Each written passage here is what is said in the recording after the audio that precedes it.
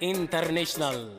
Well, you can't underestimate the power of a genius. Mkurupfungwa, anti-murukunzwa. Ndiri dede vavo. Kunge Johnny English. 100% Zimbabwean keep rich but bow.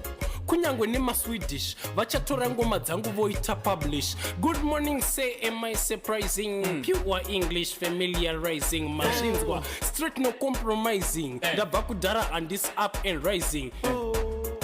Mudenga unge drone zvavanodzidziswa ndakazvitandire alone. Ndine ruzivo rwevanhu hobho unge foni chekutambira nevanhu vakadai handichioni.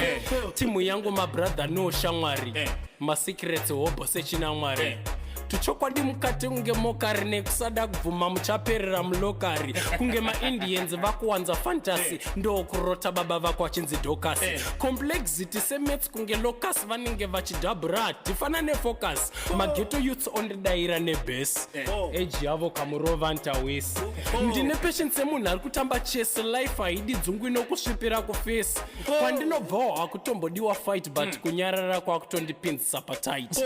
Paita musiyano pavision neside mapenzi ndakamaona pandakabatidza light. Parikudiwa zivo resa confidence vaudza kuna substitute for intelligence. Kuva mukoma hakudima measurements vatadza kundishandisa kunge common sense. Asi common sense hadzisi common ndosaka dzakazokumbirwa naSolomon.